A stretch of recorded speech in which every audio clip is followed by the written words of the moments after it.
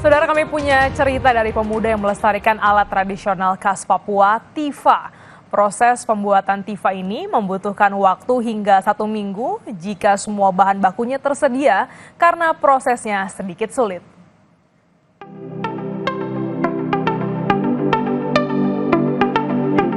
Tifa merupakan salah satu alat musik tradisional Papua yang biasa digunakan dalam sejumlah acara.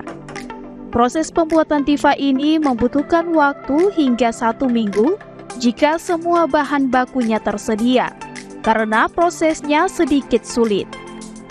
Bahan dasar alat musik ini berasal dari kayu. Biasanya, kayu yang diambil dari hutan akan dibersihkan, kemudian dilubangi bagian tengah dan selanjutnya dihaluskan.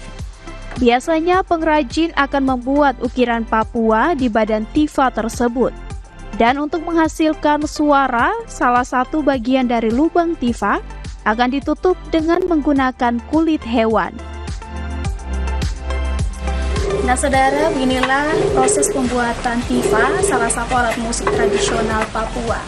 Alat musik tifa dapat dimainkan dengan cara dipukul dengan menggunakan tangan, sesuai dengan irama lagu atau tarian yang akan dibawakan. Tifa juga biasa digunakan dalam setiap acara untuk pertanda pembukaan suatu kegiatan. Yayasan Belantara Papua sudah memproduksi tifa sejak tahun 2005 sampai saat ini.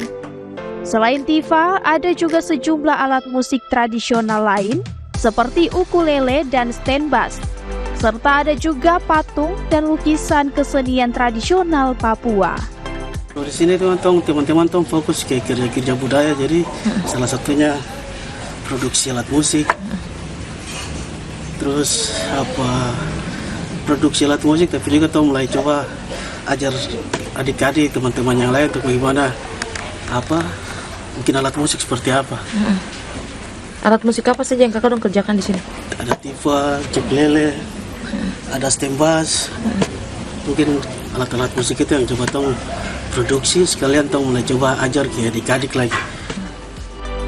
Harga jual satu tifa bervariasi tergantung dari ukurannya, yang dimulai dari ratusan ribu hingga jutaan rupiah.